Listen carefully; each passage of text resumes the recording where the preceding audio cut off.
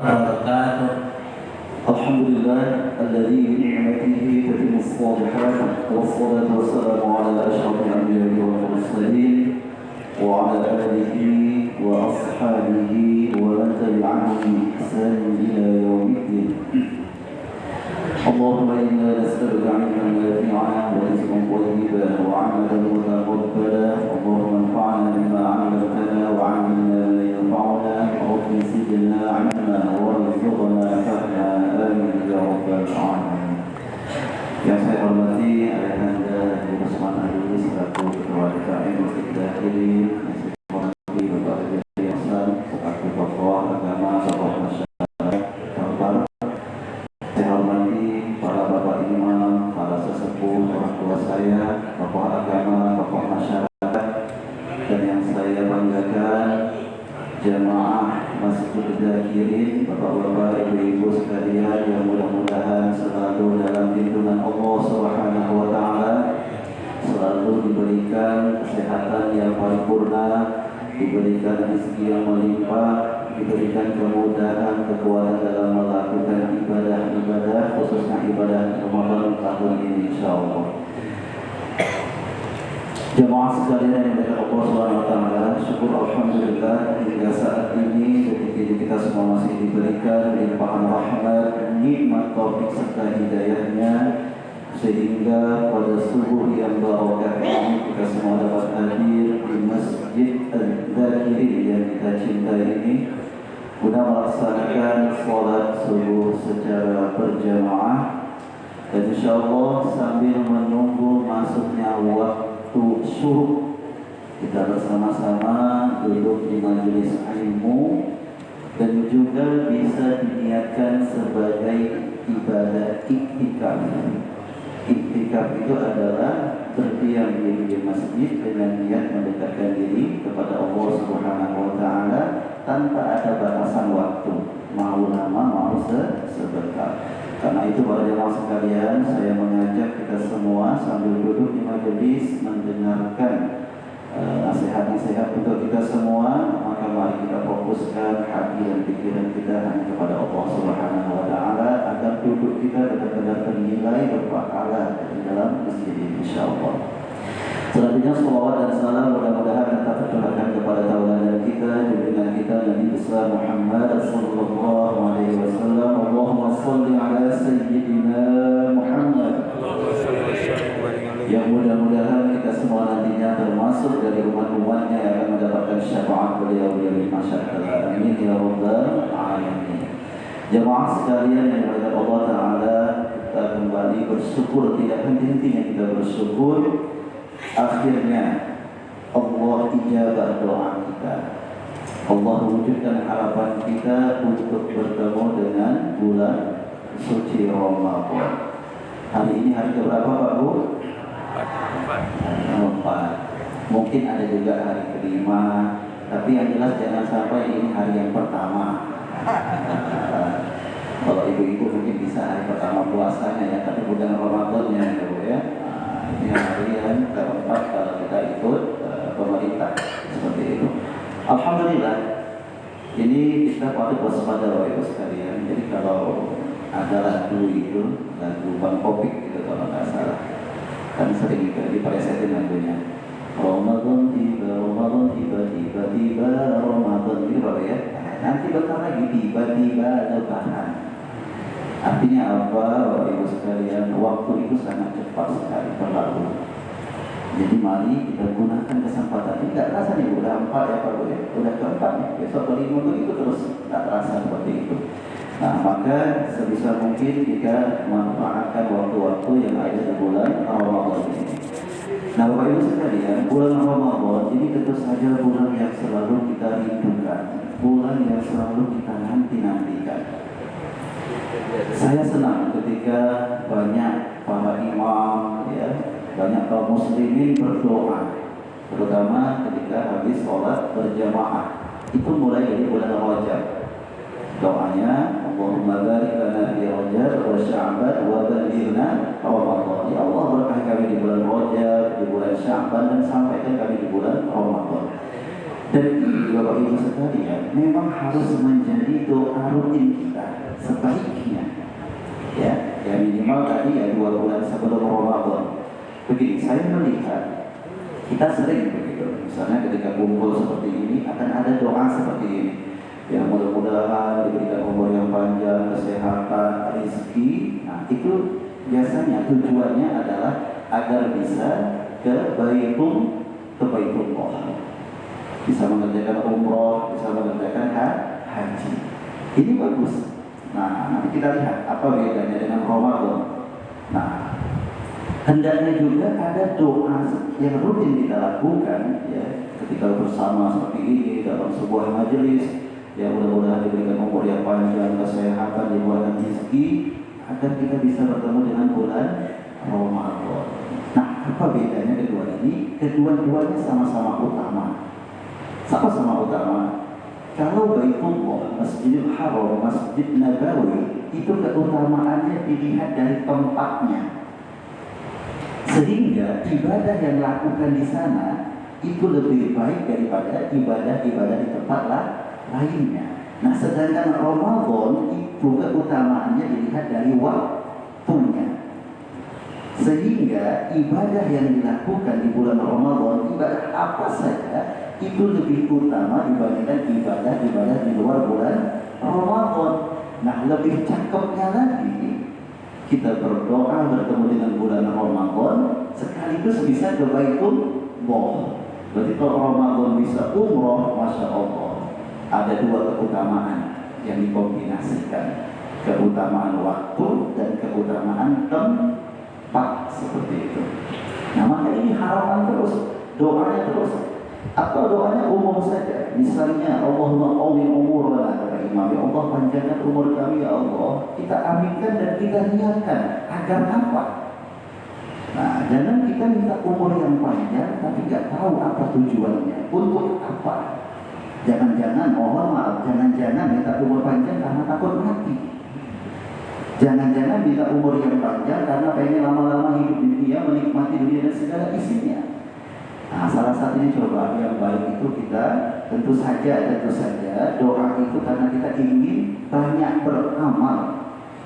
Nah, banyak beramal. Kapan amal terbaik itu adalah di bulan Ramadan. Maka dalam hati kita niatkan panjangkan umur ya Allah agar bisa bertemu dengan bulan Ramadan dan memaksimalkan ibadah di dalamnya. Masalah nanti Allah takdirkan kita bagaimana itu urusan Allah. Kalaupun Allah takdirkan kita tidak bertemu dengan bulan Ramadan, maka insya Allah kita akan meninggal dunia di atas niat yang mulia. Kan kita sudah niat, ada niat kebaikan. Sedangkan kebaikan itu diniatkan saja sudah mendatangkan pahala. Apalagi sampai dilakukan. Beda dengan kejahatan, keburukan. Kalau baru diniatkan belum mendatangkan dosa sampai dilakukan. Nah ini adalah harapan kita semua, Bapak Ibu sekalian, bertemu dengan bulan Ramadan dan sekarang ini, detik ini Allah wujudkan harapan kita tersebut. Nah, mengapa bulan Ramadan ini selalu kita rindukan, selalu kita nantikan? Sebagaimana yang kita ketahui, bulan Ramadan adalah bulan penuh keberkahan. Berkah itu kebaikan, Bapak Ibu sekalian. Bulan penuh rahmat. Ada nama Pak Ahmad di sini, Pak? Atau Bu Rahmah? Nah, sama artinya, Pak. Pak Ahmad, Pak Rahmat atau Bu Rahmah itu sama. Sakinah, mawaddah, warahmah. Artinya apa? Kasih sayang. Artinya penuh dengan kasih sayang Allah. Lalu bulan yang penuh dengan maghfirah. Apa itu maghfirah, Bapak? Ampunan ya Allah. Maka ini yang harus kita benar-benar manfaatkan seperti itu. Nah, Bapak Ibu sekalian, terkait dengan bulan Ramadan ini ada hal yang perlu kita waspadai, yaitu menganggap Ramadan hanya biasa-biasa saja. Biasa-biasa saja itu begini, karena Ramadan itu kan berulang-ulang setiap tahunnya, Bapak Ibu sekalian, berulang-ulang. Udah biasa kita menjalaninya. Maka harapannya jangan sampai Ramadan itu kita anggap sebagai musiman, datang pergi. Kalaupun kita beribadah, ya itu karena rutinitas tahunan. bahkan bisa jadi ada ikut-ikutan. Orang puasa, kita puasa. Orang tarawih, kita tarawih. Orang nggak tarawih, nggak ada. Nah ini, nanti terbukti itu. Semakin lama di Ramadan ini, semakin berkurang nanti kan jamaahnya seperti itu. Nah ini jangan ada ikut-ikutan. Nah mengapa? Nah, coba kita tanamkan, mungkin begini. Karena di bulan Ramadan itu tidak ada niat dan tekad untuk memperbaiki diri dan meningkatkan kualitas iman dan takwa. Ini perlu kita tanamkan pada diri kita. Jadi tidak hanya sekedar ibadah. Kalau ibadah itu nanti bisa ikut-ikutan saja itu. Tapi kalau ada niat, tekad untuk memperbaiki diri, untuk meningkatkan kualitas iman dan takwa, nanti kita tahu apa yang harus kita lakukan. Karena itu Bapak Ibu sekalian, saya mengajak kita semua dan diri saya pribadi, kita harus mau merenung, kita harus mau introspeksi diri. Jadi saya yakin usianya puluhan tahun semuanya baru ya, tidak ada yang belasan ya. Kalau semangatnya belasan, kalau semangatnya kalah yang belasan tahun di luar sana. Buktinya apa? Yang sudah ubur-ubur ini bisa malah anak-anak ke masjid. Tapi yang muda-muda sana yang masih kuat-kuat, mungkin sekarang udah ngorok. Nah itu. Tapi usia dari sisi pengalaman hidup, maka tentu saja Bapak Ibu ya, kita semua sudah puluhan tahun, dan itu sudah artinya sudah puluhan kali kita melewati menjalani bulan Ramadan. Pertanyaannya, adakah selama ini peningkatan, perbaikan pada diri kita setelah bulan Ramadan? Karena begini, yang namanya bulan Ramadan itu adalah bulan training, bulan latihan. Latihan. Yang namanya latihan tentu saja harapannya ada hasilnya ya setelah masa pelatihan tersebut. Bukan hanya sekedar latihan. Kalau kita latihan di luar itu misalnya training of trainer, cuma ikut latihan, dapat sertifikat, kan gitu ya. Ya, ataupun mungkin dapat ilmu tapi nggak ada hasilnya setelah itu, tidak ada. Bukan itu yang kita inginkan dari latihan Ramadan ini. Ada tujuannya. Ya, kita hafal semua ayatnya. La'allakum tattaqun. Kalau kita bahas tattaqun itu sangat panjang, tapi insya Allah kita paham semua. Ya bagaimana menjadi hamba Allah yang bertakwa, bisa melaksanakan perintahnya, meninggalkan segala larangannya, itu kita paham semua. Nah, jadi ada tujuan daripada pelatihan Ramadan ini. Maka itu bisa kita renungkan Bapak sekalian. Demi Allah Bapak Ibu sekalian, tidak akan ada perbaikan kalau tidak ada perenungan. Karena bagaimana mungkin kita tahu ada kekurangan, ada kesalahan pada diri kita. Kitalah yang paling tahu. Kalau ada orang yang menegur kita, ya Pak, ada orang yang menegur kita atas kesalahan, atas kekurangan kita, itu biasanya nggak terima, nggak siap kita untuk dikoreksi, nggak siap kita untuk ditegur, dinasehati. Tetapi nasihat yang paling ampuh itu adalah dari diri kita sendiri. Dan cara menasihati diri kita sendiri adalah dengan merenung, dan kita siap, kita harus jujur dengan diri kita.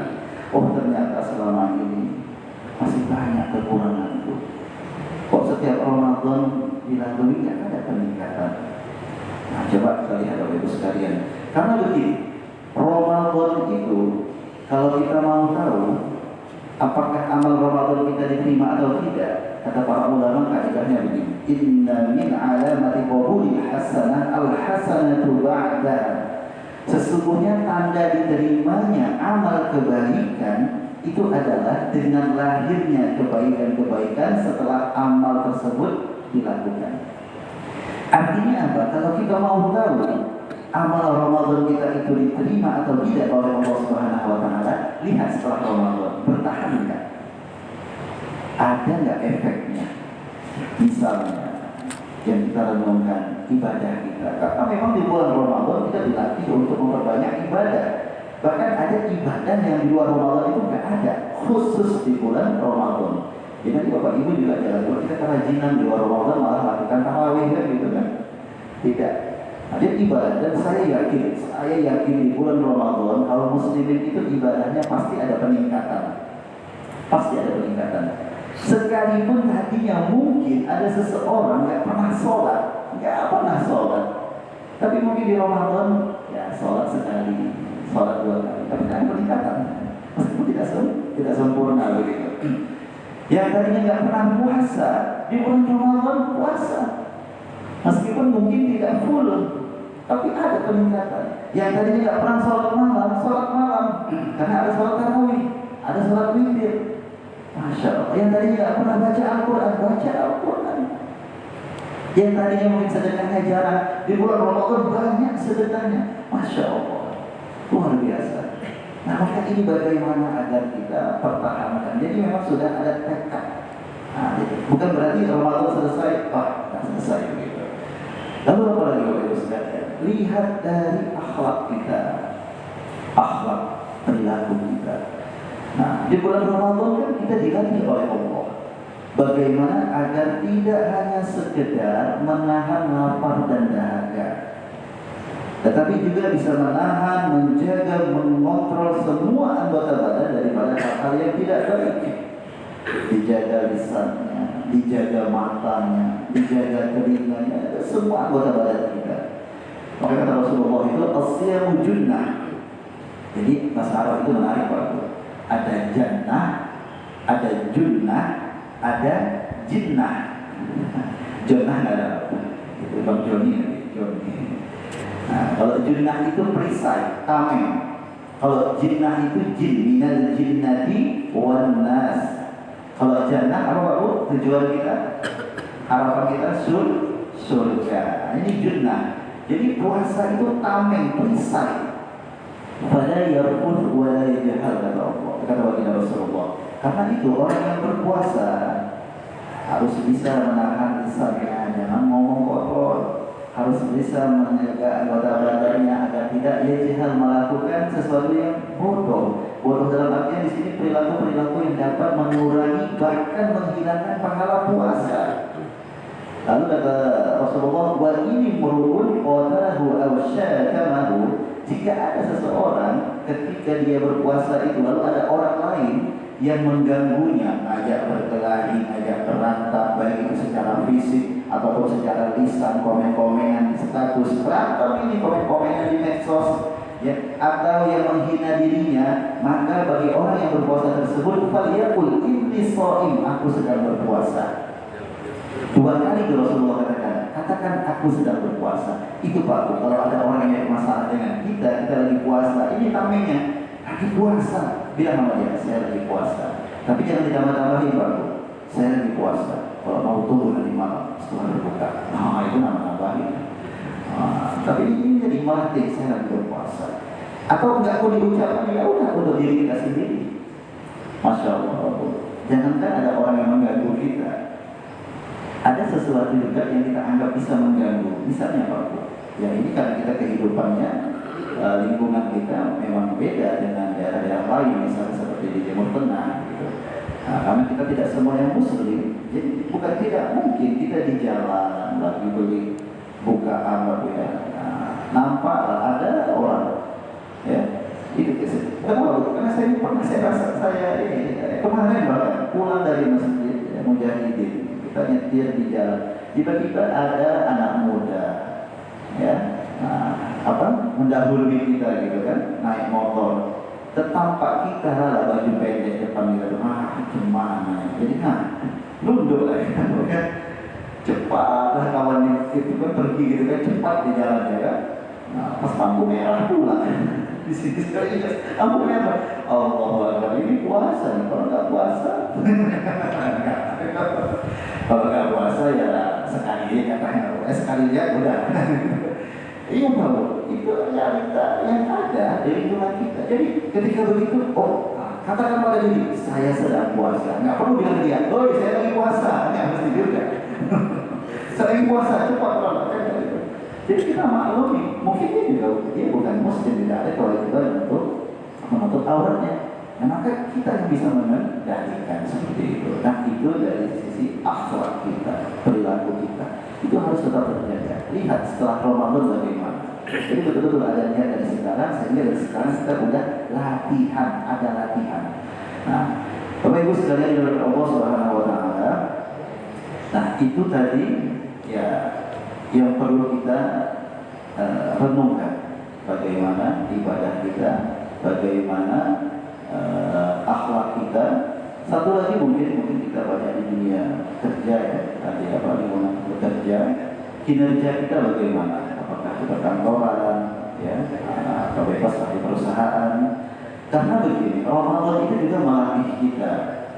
Ramadan melatih kita untuk bersabar. Makanya Pak Bu, puasa itu pahalanya tak terhingga. Satu-satunya ibadah yang pahalanya tak terhingga itu hanya puasa. Kenapa? Karena banyak kesabaran di dalamnya. Sabar. Yang dibolehkan saja itu ditahan, makan, minum. Bahkan yang tadinya menjadi ibadah, apa itu? Hubungan badan suami istri, itu ditahan. Sabar. Ini Masya Allah. Ini ada latihan sabar. Lalu apa lagi? Ada kita dilatih dengan jujur. Wah, kalau kata KPK itu apa? Jujur itu hebat. Ya memang hebat tahu. Apalagi dalam puasa. Jujur itu kelurusan hati. Kalau saya lihat di KBBI itu artinya juga begini, melakukan sesuatu itu dengan aturannya, tidak berlaku curang. Artinya apa? Kalau kita puasa, Pak Bu, di kamar aja kita sendiri kan, ada minuman, ada kue. Itu gak ada yang tahu, insya Allah kalau Bapak Ibu makan, kita makan itu gak ada. Tapi kita tahu, oh ini curang, ini gak jujur. Masya Allah. Artinya kita tahu, kita sedang dalam pengawasan Allah Ta'ala. Kalau ini kita tanam dalam keseharian kita, dalam pekerjaan kita, jujur kita nggak berani kita melakukan penyimpangan. Kita baru ada CCTV saja, itu kita menjaga diri kita. Takut kalau ada kesalahan, ya ada kejelekan. Padahal CCTV ya terbatas saja itu, ya dilihat oleh manusia dan mungkin pada sudut-sudut tertentu saja. Tapi kalau pengawasan Allah tidak ada keterbatasan. Bisakah itu kita selalu kita tanamkan bahwasanya Allah selalu melihat kita. Waktu puasa kita bisa menjaga seperti itu. Nah ini bisa dipertahankan. Lalu apa lagi? Ketika berpuasa kita dilatih untuk tetap semangat, aktif bekerja, ke masjid, ke kantor dan lain sebagainya. Padahal sedang dalam keadaan lemas, tidak makan, tidak minum. Itu dilatih kita. Maka nanti di luar Ramadan ya harus lebih semangat lagi dalam beramal, bekerja seperti itu. Ya diajarkan juga kita selama Ramadan ini disiplin, Masya Allah. Dari cara kita sahur dan berbuka saja Bapak Ibu sekalian, ya itu sudah dilatih untuk disiplin. Bagaimana sahur itu jangan lewat dari waktunya, ya maksimal azan, jangan sampai. Artinya kita disiplin banget. Bahkan saya yakin di antara kita kalau udah sahur itu pasti hidupkan alarm.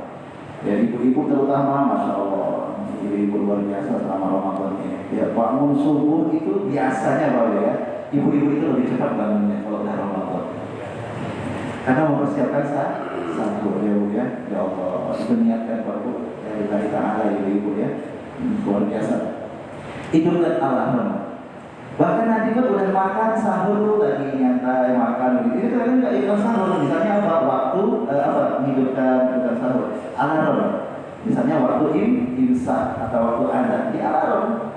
Karena saking hati-hatinya, inilah disiplin luar biasa. Begitu ketika berbuka, ketika azan, gimana ketika azan? Allahu Akbar langsung bahkan setengah jam sebelum buka itu udah sibuk ya jam. Itu saking disiplinnya, nggak mau telat. Tapi insya Allah karena ini menjalankan sunnah. Karena sunnahnya kalau sudah masuk waktunya ya langsung azan seperti itu. Masya Allah. Ini juga yang azan luar biasa nih. Saya pernah ditanya sama anak saya, Abi, itu yang azan nggak kasihan Bi. Terakhir dia buka kan. Nah masih kecil ya paham. Jadi saya bilang orang yang azan itu buka dulu. Ya, bukan juga Allah Akbar minum air, Allah Akbar makan kurma. Ya, buka sebentar, tapi jangan sampai es cendol dihabiskan dulu. Ya. Kesian dia warga nunggu kapan azan gitu. Ya, nah jadi kalau azan itu ya udah pasti sudah masuk, bahkan sebelumnya pun. Tapi paling aman adalah tunggu azan. Ya, tapi kalau berpatokan juga dengan jam, tapi jam ini karena kita beda-beda Pak ya. Ada pula jamnya yang berbeda-beda dipercepat sedikit. Pas sahur dilamatinnya, pas dicepatinnya seperti itu. Nah ini Bapak Ibu sekalian yang perlu itu kita renungkan. ibadah kita, akhlak kita, ya kinerja kita. Karena memang Masya Allah, Ramadan adalah bulan latihan, dan itu sudah kita jalani, sudah kita lalui bertahun-tahun, berpuluhan tahun. Kalau memang tidak ada perubahan, tidak ada peningkatan, maka ini waktunya. Tahun ini kita masih hidup, Allah wa'alam tahun depan. Meskipun harapan itu tetap ada, kita berdoa seperti itu. Nah, Bapak Ibu sekalian yang dimuliakan Allah Subhanahu wa taala. Berikutnya dalam menyikapi bulan Ramadan, karena ini juga di awal-awal ya Bapak Ibu sekalian, maka ada cara kita dalam menyambut bulan Ramadan. Dan ini caranya mudah. Dan ini juga menjadi kunci agar nanti ibadah Ramadan kita itu bisa maksimal. Apa itu? Kita sambut bulan Ramadan dengan gembira, dengan rasa sukacita. Karena kalau sudah suka, insya Allah kita akan ringan dan mudah melakukan hal-hal yang berkaitan dengannya. Bapak Ibu bekerja, suka dengan pekerjaannya, minat, maka insya Allah ringan, mudah melakukan hal-hal dalam pekerjaan kita. Tapi kalau nggak suka, itu berat sekali. Maka begitu pun dengan bulan Ramadan ini, kita suka Ramadan datang, jangan sampai Ramadan datang itu justru menjadi beban bagi diri kita. Jadi kalau sudah menjadi beban, itu akan berat sekali Pak. Berat. Berpuasa kalau berat, maka gembira seperti itu. Nah, ternyata kegembiraan kita juga ya dalam menyambut Ramadan itu menjadi rasa syukur kita juga kepada Allah. Karena Ramadan adalah karunia. Ramadan adalah nikmat, rahmat yang Allah berikan. Dalam Al-Quran itu surah Yunus ayat 58, Allah Ta'ala berfirman, A'udzubillahi minasyaitonir rajim, qul bi fadlillahi wa bi rahmatihi. Katakanlah dengan karunia dan rahmat Allah, fa bidzalika falyafrahu.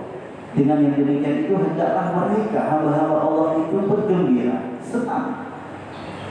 Huwa khairu mimma yajma'un. Yang mana karunia dan rahmat Allah itu lebih baik daripada semua apa yang telah mereka kumpulkan, termasuklah Ramadan ini. Makanya kita sambut dengan gembira. Kalau sudah ada perintah Allah lalu dilakukan, itu berarti sudah menjadi ibadah. Jadi kegembiraan kita menyambut Ramadan ini saja, Bapak Ibu sekalian, itu sudah ibadah yang bersifat batiniyah. Dan itu mendatangkan pahala. Nah, hanya saja kegembiraan yang mendatangkan pahala ini tentu saja bukan hanya sebatas alasan-alasan duniawi. Ya, meskipun nanti kita lihat alasan duniawi itu bagaimana, dia manusiawi, boleh-boleh saja. Tapi bagi orang yang beriman tidak cukup dengan alasan-alasan duniawi. Misalnya apa? Ramadan kita senang, gembira, karena apa? Kenyataannya kalau Ramadan, apalagi dari siang itu sudah ramai Pak. Saya kemarin lewat di Mujahidin, saya habis ngisi di kantor BPK. Jadi saya masuk ke situ kan, di Mujahidin, Masya Allah, itu persiapan dari habis zuhur itu sudah untuk berjualan. Artinya apa? Makanan di bulan Ramadan ini, minuman luar biasa, kulinernya. Bisa saja orang senang, wah nanti Ramadan banyak makanan, minuman. Makanya Pak Bu jangan heran kalau bulan Ramadan malah berat badannya naik. Ini logikanya gimana Pak Bu ya? Ramadan puasa, tapi berat badannya naik. Berarti ada unsur balas dendam ini. Oh enggak Ustaz, saya enggak makan banyak, cuma hati saya menjadi tenang, pikiran tenang. Ini bisa nambah berat badan. Ya, hati-hati Pak Bu ya, silahkan berbelanja, tapi wala tubadzir tabdzira. Jangan boros, jangan berlebih-lebihan. Oh Ustaz, enggak mubazir kok, yang dibeli itu semuanya dimakan. Tidak. Berlebih-lebihan itu baik itu dimakan ataupun tidak dimakan. Kalau sudah lewat dari kebiasaan, nah itu sudah berlebih-lebihan. Nah, jadi kebiasaan Pak Bu ya ukurannya, Tidak ada ukuran misalnya besar, kecil, tua, muda, tidak juga. Kebiasaannya saja bagaimana. Ya kalau tua muda kebiasaan mana? Nggak bisa kita ukur gimana kebiasaan orang Arab dengan kita misalnya Timur Tengah. Oh Timur Tengah makannya luar biasa Pak.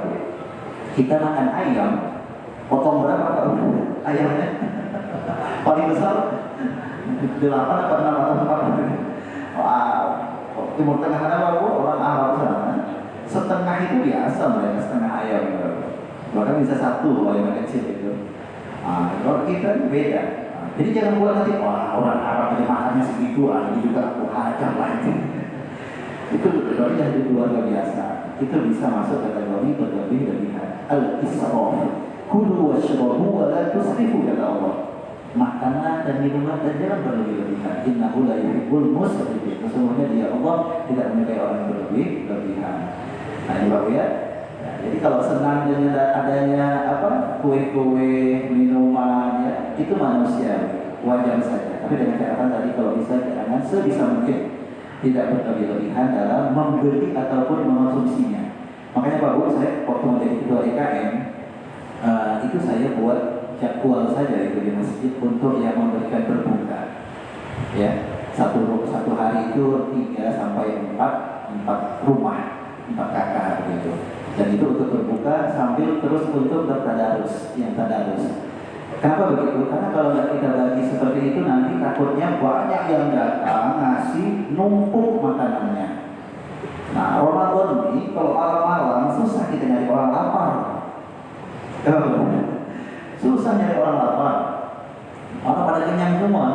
Nah, jadi kita bagi-bagi. Kalau itu tadi kita berikan ke orang misalnya di jalan atau di mana. Kalau dia kenyang takutnya apa? Tetap terbuang juga. Nah itu terjadi namanya tabdzir tadi, boros jadinya, waliyadzubillah seperti itu. Nah ini senang dikarenakan makanan dan itu manusiawi. Ada juga orang senang karena misalnya karena berdagang, bisa berdagang, ya, berjualan, itu juga manusiawi, sah-sah saja, ya. Omsetnya bisa naik ketika bulan Ramadan, ya. Nah tetapi Bapak Ibu sekalian, kalau senangnya hanya karena 2 hal yang tadi, kuliner, bisa berjualan atau yang lainnya bisa mudik, itu jangankan umat Islam, yang non Muslim pun bisa seperti itu alasannya. Ya, banyak orang Muslim saya lihat juga Bapak ya, beli bukaan juga kan, beli kue kan, itu tidak ada masalah. Itu adalah hal muamalah, silakan mereka membeli. Masa kita larang? Nggak boleh beli di sini, ini untuk umat Islam yang keluarga bukan gitu. Ya muamalah silakan saja jual beli. Mereka juga yang punya berdagang bisnis dan ternyata yang berbisnis berdagang itu kebanyakan ya saudara kita yang bukan Muslim. Itu tuh mereka juga senang dengan Ramadan bisa jadi omsetnya naik. Nah, dan itu wajar. Nah, makanya kita jangan hanya terbatas senangnya seperti itu. Orang beriman seharusnya senangnya dikatakan perkara ukhrawi. Ya, meskipun kalau yang tadi ini silahkan saja. Perkara ukhrawi itu apa misalnya? Kita ambil hadis yang diriwayatkan oleh Imam Ahmad. Kana yubashshiru ashabahu bi qudumi Ramadan. Rasulullah memberikan kabar gembira. Kabar gembira kepada para sahabatnya dengan datangnya bulan Ramadan. Qad ja'akum syahrul Ramadan, telah datang kepada kalian bulan Ramadan, syahrul mubarak, bulan yang penuh berkah, penuh dengan kebaikan. Apa di antaranya? Faradallahu 'alaikum siyama. Allah wajibkan kepada kalian untuk berpuasa. Bapak Ibu sekalian, orang beriman ketika mendengar kata wajib itu tidak menjadi beban untuk dirinya, tetapi justru menjadi kesempatan, menjadi peluang bagi dirinya untuk meraih pahala sebanyak-banyaknya. Karena ganjaran yang wajib dengan yang sunnah itu beda Pak Bu.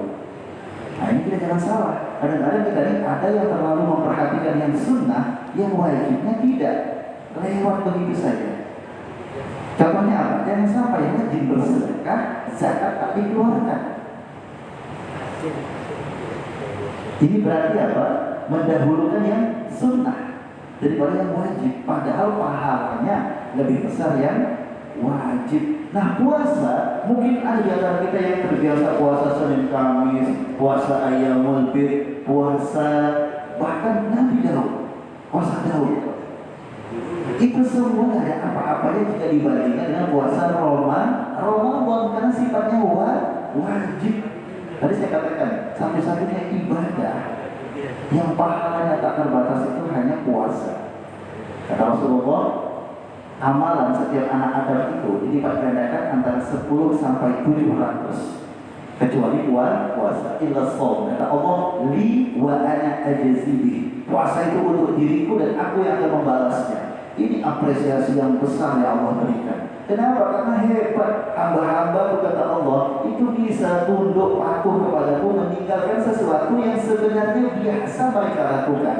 Makan, minum itu manusiawi, berhubungan badan itu manusiawi, tapi karena ketundukan kepatuhan hamba-hambaku, Allah berikan apresiasi yang besar. Ini Bapak Ibu sekalian. Maka lihatlah kewajiban ini sebagai peluang, kesempatan bagi kita. Sekali lagi, rajin pun kita puasa sunnah, tapi itu tidak ada apa-apanya. Maksudnya ya tetap kalah nilainya dengan yang wajib. Maka ini kesempatan kita untuk meraih pahala. Jadi dengan kata wajib itu jangan menjadi beban bagi kita. Waliyadzubillah. Bagi orang yang munafik itu saja akan menjadi beban. Berat sekali itu. Nah, gitu. Jadi kalau sekarang kita merasa berat, maka ubah mindset kita, ubah. Enggak lagi berat. Justru ini kesempatan untuk meraih pahala, mendulang pahala yang tidak terhingga seperti itu. Lalu bentuk keberkahan lagi dalam bulan Ramadan, kata Rasulullah, tuftahu fihi abwabul jannah wa tughlaqu fihi abwabul jahim. Pintu-pintu surga dibuka, pintu-pintu neraka ditutup. Pintu surga satu pun enggak ada yang ditutup, pintu neraka enggak ada satu pun yang dibuka. Ini artinya apa Bapak Ibu sekalian? Allah buka pendaftaran sebesar-besarnya nih. Ibarat kayak kampus dibuka pendaftaran, ya. Kampus kita masih pakai kuota, ini nggak pakai kuota ya. Pintu dah dibuka semua jurusan dah dibuka ini. Nah seperti itu. Itu artinya apa? Setiap hamba itu, semua hamba sangat berpeluang ya untuk memesan tiket surganya Allah Taala melalui amalan-amalan yang ada di bulan Ramadan. Sangat berpeluang. Sebaliknya, setiap hamba itu berpeluang untuk memperbaiki diri, meninggalkan segala kejelekan yang mungkin selama ini sudah biasa dilakukan, sehingga apa? Dia bisa terlepas daripada ancaman api neraka. Itulah pintu neraka dikunci, ditutup seperti itu. Masya Allah, ini peluang bagi kita. Nah, lalu apalagi bentuk keberkahan bulan Ramadan? Wa tughadu fihi syayatin. Setan-setan dibelenggu. Nah kita lihat baru sekali. Ternyata kabar gembira itu berkaitan dengan akhirat. Nah, ini belum selesai. Satu lagi nanti. Masya Allah, Allah sudah latih kita. Ya, lalu Allah bantu kita agar mudah dalam melakukan pelatihan tersebut.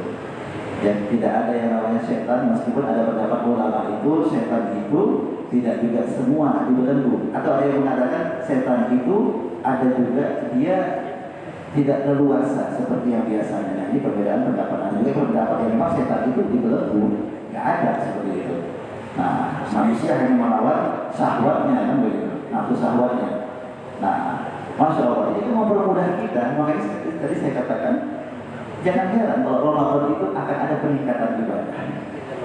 Ya, kepada orang-orang yang malas sekalipun. Ya, yang tadinya mungkin nggak pernah sholat, tadi nggak pernah puasa, nggak pernah sedekah, di bulan Ramadan itu beda. Ada peningkatan meskipun tidak sempurna. Gitu. Dan yang terakhir, ya, bentuk keberkahan bulan Ramadan, Lailatul Khairun min alfi syahr. Di bulan Ramadan itu ada satu malam yang nilainya lebih baik daripada 1000 bulan. Bapak Ibu sekalian, saya yakin kita semua sudah tahu dan paham tentang apa itu Lailatul Qadar. Tapi coba kita tanyakan pada diri kita, pernahkah selama ini kita berusaha ya berjuang untuk mendapatkannya? Nah, kalau pernah, alhamdulillah bisa dipertahankan. Karena Bapak Ibu sekalian, ini memang kesempatan luar biasa yang Allah berikan kepada kita. Ini ada latar belakangnya. Saya baca dalam kitab tafsir Ibnu Katsir, ada sebuah riwayat yang menyebutkan suatu ketika Rasulullah pernah ditampakkan usia umat-umat terdahulu. Ada yang usianya ratusan tahun, bahkan ada yang ribuan tahun. Ya, ratusan ribuan tahun. Sehingga Rasulullah melihat, wah, Umat-umat terdahulu enak nih, usianya panjang, amalnya bisa jadi lebih banyak daripada umat-umatku. Karena umatku kata Rasulullah banyak sedikit wassabain, antara 60 sampai 70 tahun aja, yang lebih pun sedikit. Kita pun kalau ditawarin hidup 100 tahun dibuat aku mau gak mau? Tak mau juga. Bahkan kadang-kadang kalau ada penyakit cepat kayak mati biasanya. Tapi Masya Allah, ada keberkahan dalamnya. Allah yang maha mengetahui, Allah yang maha rahim memberikan keberkahan usia umat Nabi Muhammad meskipun pendek. Melalui apa? Melalui keutamaan Lailatul Qadar. 1000 bulan itu seperti 83 tahun Bapak Ibu sekalian. Coba kita hitung-hitungan biar logis. Meskipun nggak semua urusan agama itu bisa masuk akal, logis enggak. Ada sesuatu itu urusan agama yang memang hanya bisa kita terima lewat hati, iman kita. Nah, jadi jangan sampai ada sesuatu itu nggak logis lalu kita terima, enggak. Contohnya apa? Isra wal Mi'raj, logis nggak tuh Pak? Nggak logis, tidak logis, tidak masuk akal. Ilmu pengetahuan pun nggak bisa sampai ke sana. Saya pernah baca itu penelitian, ya, dari fisikawan. Ya, mereka menggunakan teori relativitas khusus, ya, punya Albert Einstein, itu tentang ruang dan waktu. Mereka mencoba menghitung bagaimana kecepatan Rasulullah ketika melakukan Isra wal Mi'raj. Mereka menggunakan kecepatan cahaya 300.000 km per detik. 300.000 km per detik. Mereka ambil saja kalau 8 jam, satu malam itu 8 jam misalnya, habis isya dan sebelum subuh 8 jam, itu kan PP. Ambil sekali jalan aja 4 jam. 4 jam ini dikali 300.000. Itu ada 4.320 juta kilometer. Ternyata walaupun Rasulullah SAW menggunakan cahaya 300.000 kilometer per detik, bukan per jam, per detik. Ternyata itu pun belum sampai Neptunus, planet yang paling luar, paling jauh dari bumi. Itu jaraknya 4.335 juta kilometer. Makanya ini nggak bisa digunakan dengan akal, nggak bisa digunakan dengan ilmu pengetahuan. Maka digunakan dengan apa? Dengan iman. Makanya Abu Bakar diistilahkan dengan as-siddiq. Iman itu kan as-siddiq apa? At-tasdiq, membenarkan. Nah, tapi ada sesuatu itu karena manusia itu diberikan akal agar bisa logis. Allah juga berikan sesuatu. Misalnya apa? Hitung-hitungan tentang Lailatul Qadar 83 tahun. Itu kalau kita baru sekali dapat Lailatul Qadar, oleh sekalian, lebih baik daripada 83 tahun. Usia kita saja belum tentu 83 tahun. Lalu apa? Kalau seandainya seumur hidup seseorang itu mendapatkan malam Lailatul Qadar, ini Pak Bu ya, nggak mesti menginap, nggak mesti juga harus beribadah sepanjang malam. Yang penting beribadah pada malam itu penuh dengan ketulusan, keikhlasan dan harapan. Allah bisa berikan, sekalipun kita hanya mungkin sholat hanya 2 rakaat. Nah, jadi berpeluang kita bisa mendapatkan 10 kali. 10 kali kali 83 berarti lebih baik daripada 830 tahun. 10 kali. Apakah bisa 20 kali? Bisa. 20 kali kali 83 1660. Nah ya, 1660. 30 kali, Masya Allah. Kalau bisa dapat 30 kali waktu tahun berpada setiap tahunnya begitu, maka seperti lebih baik daripada 2490 tahun. Masya Allah. Itu sudah mengalahkan usia dan amalnya umat-umat terdahulu. Usia boleh pendek, tetapi nilai amalnya, keberkahannya umat Nabi Muhammad lebih banyak. Makanya jangan heran nanti kalau di akhirat itu yang pertama dimasukkan ke dalam surga adalah umatnya Nabi Muhammad SAW, dan mudah-mudahan kita semua termasuk di dalamnya. Amin ya rabbal alamin. Bapak Ibu sekalian yang dijaga Allah SWT, itu yang dapat saya sampaikan. Ya, mudah-mudahan Ramadan kali ini benar-benar ada niat dan tekad kita untuk memperbaiki diri dan meningkatkan kualitas iman dan takwa kita, sehingga benar-benar segala apa yang kita lakukan ya di hari-hari bulan Ramadan ini penuh dengan ya keseriusan, kesungguhan, karena ini bagian daripada pelatihan yang kita lakukan agar nantinya bisa terbiasa setelah berakhirnya bulan Ramadan. Dengan begitu insya Allah kita termasuk orang-orang yang bertakwa. Amin ya rabbal alamin. Demikian dari saya, dan dari kurang saya mohon maaf. Langsung tutup ya. Sudah. Oh, belum ada. Ayo. Berarti buka pertanyaan ya. Itu semua selesai lupa ada pertanyaan. Soalnya biasanya Senin subuh kita nggak pertanyaan bisa. Terima kasih kepada Al-Karam Bapak Ustaz Muhammad Todapi Isi Al-Hafiz yang telah menyampaikan tausiahnya pada subuh ini. Mudah-mudahan apa yang telah disampaikan kepada kita semua dapat bermanfaat dan dapat pahala dari Allah Subhanahu wa taala. Amin ya rabbal alamin. Yang mana tadi untuk ini kita memberikan satu orang untuk bisa bertanya. Bapak Ibu, siapa tahu ada yang mau bertanya tentang masalah tadi puasa kita itu, jangan sampai kita berpuasa tapi tidak mendapatkan pahala apa-apa, hanya mendapatkan haus dan lapar. Maka dari itulah marilah kita, mungkin ada yang mau bertanya. Pak Adi Rahman.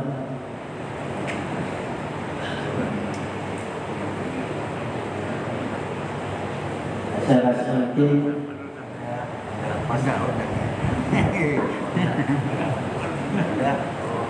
kalau begitu saya bertanya.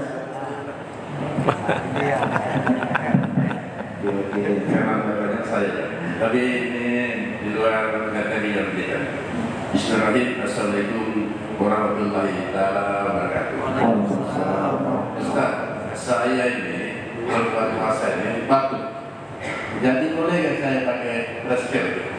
Bisa dulu. Enggak, hilang orangnya. Masker ini. Boleh nggak saya isap bentar tadi? Terima kasih. Assalamualaikum warahmatullahi wabarakatuh.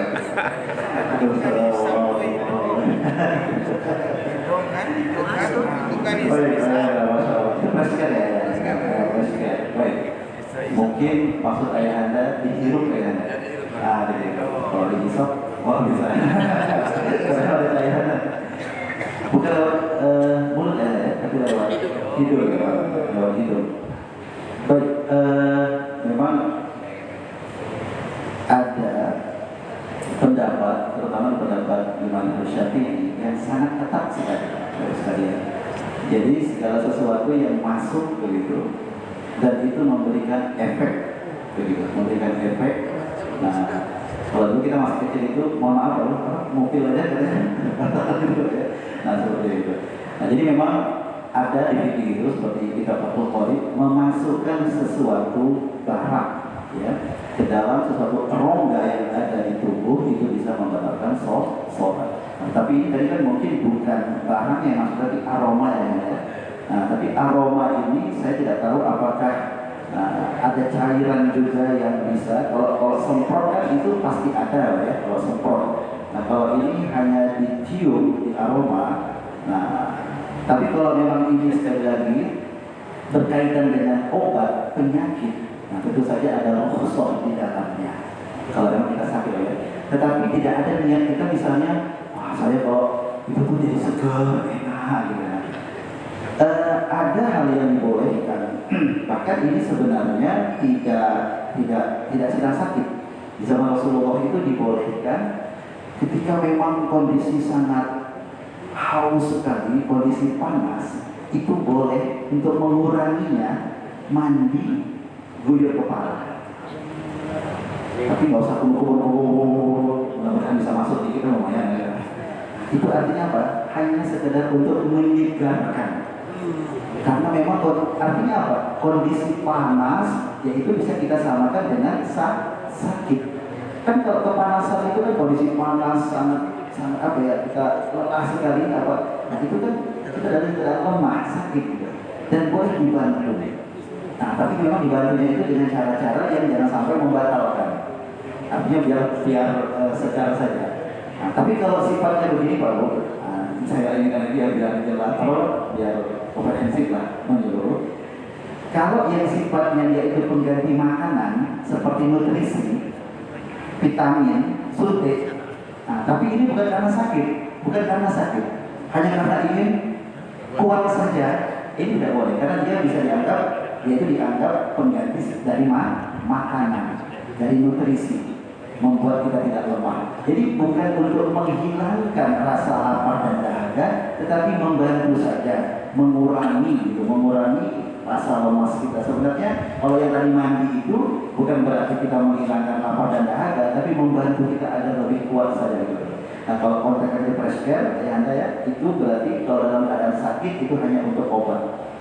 Boleh, tapi sebisa mungkin ayahnya jangan berlebihan, karena nanti udah enak kan gitu. Seperti itu. Dan hati-hati jangan sampai ada cairan yang masuk. Artinya amannya adalah jangan terlalu dekat. Jangan terlalu dekat seperti itu. Nah itu agar membantu saya. Kita kiaskan hukumnya dengan yang tadi para sahabat dalam keadaan kondisi yang sangat panas dibolehkan untuk mandi mengguyur air di atas kepala seperti itu membantu saja. Wallahu a'lam bishawab. Kalau yang nggak sakit jangan bawa ya. Ini khusus. Terima kasih. Untuk informasi selanjutnya besok subuh disampaikan oleh Profesor Dr. Wajidi. Kedua, untuk malam ini yang imam tarawehnya adalah Bapak yang digantung di atas itu.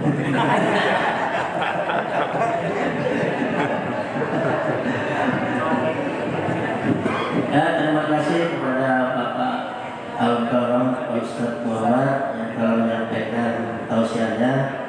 Mudah-mudahan Allah memberikan pahala yang tidak terhingga. Ya, terima kasih. Assalamualaikum warahmatullahi wabarakatuh. Waalaikumsalam warahmatullahi wabarakatuh.